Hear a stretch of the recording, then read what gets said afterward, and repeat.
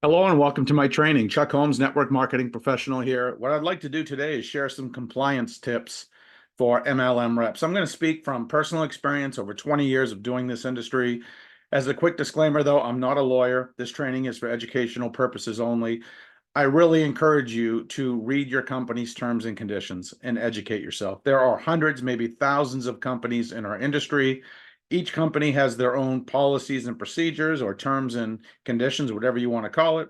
And it varies from company to company. Some companies are internet friendly, some are not. Some allow you to advertise, some don't. Some allow you to say certain things, whereas others do not. So educate yourself so you know what your company allows. If you read your distributor agreement, which most people have never done, you will have a much better understanding of what you can and can't do. If you find something in there you don't understand, you can ask your coach or you can reach out to your company's compliance team and you can get some clarification before you move forward. But what I want to share in the rest of this training are just some helpful tips that I think will help keep you out of trouble, regardless of what company you are involved with. Number one, no income sharing publicly. Depending on who you ask, there are people who say this is legal. There are other people who say this is legal. I just don't think it's good business to publicly share an income for a couple of reasons. Number one, someone's going to think your income is way too low. Or number two, they're going to think they can earn the same income as you without doing anything.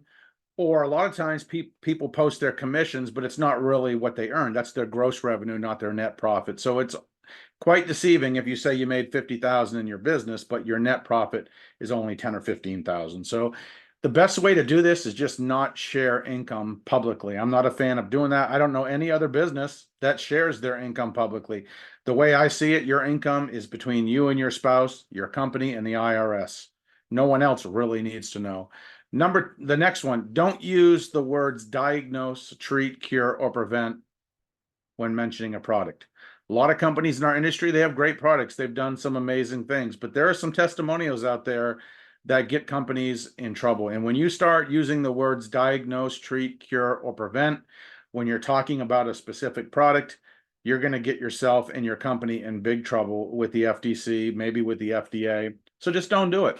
And always put a disclaimer that the products are not designed to diagnose, treat, cure, or prevent any disease.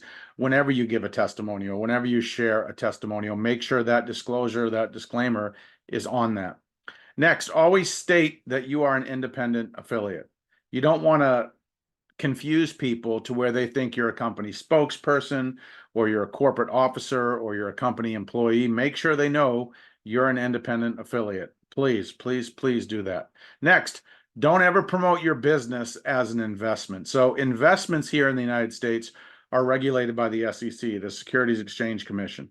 When you start promoting your business as an investment is when you put yourself and your company on the radar with those two organizations, and you don't want to be on the radar of those two organizations. So don't ever say, turn $50 into $500 in 90 days with this business. Please do not say anything like that ever.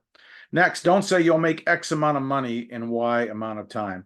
This is kind of like an income guarantee. And of course, individual results are always going to vary. So just because someone joins, there's no guarantee they'll make anything. They might make a lot of money. They might make more than you.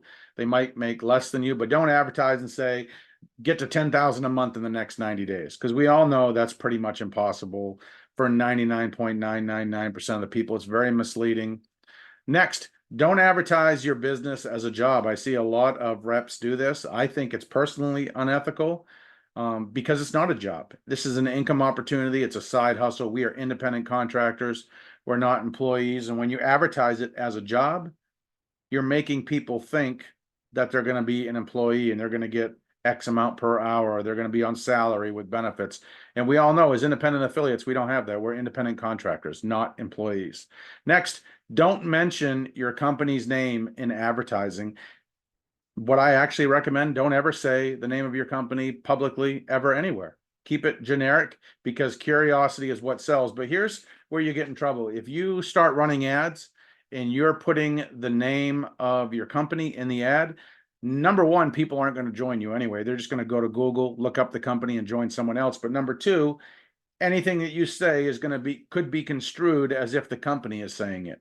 And you don't want to put the company in a bad position by even saying their name. So just leave off your company name in your advertising. Curiosity is what sells anyway. Finally, if you talk about money, which you shouldn't, always include an income disclaimer. Take out your company's income disclaimer and give that to your prospect. Don't make them think that they're going to come into a business like this. The money's going to just start pouring in without them doing the work, without them having the right mindset, without them having the right skill set or the right experience. Just by following this advice, you're probably going to eliminate or reduce 99% of the potential compliance problems you could even get yourself into. Most of this is common sense, but a lot of people mess it up out of either ignorance or greed, or they just don't know. So now you do know. If you get nothing else out of this video, please go back, print off your company's policies and procedures, their terms and conditions, whatever they call it. Read it from front to back. Read the entire thing so you know what is allowed and what is not allowed. And if you need clarification on any part of that agreement, reach out to your corporate office or reach out to your plugged in upline and get answers to your questions so you can be an informed and an educated distributor. Final thoughts. Individual results will vary. Once again, I am not a lawyer. This training was for educational purposes only. I hope you got some value with it. If you did, I would appreciate if you would like, comment, share, and subscribe. That'll help our channel out a lot. Also, in the description box below this video, you can see some helpful resources and links that you can check out. I do try to post a new video just about every day, so please check back often. With that, I hope you have a great day. Thanks for stopping by.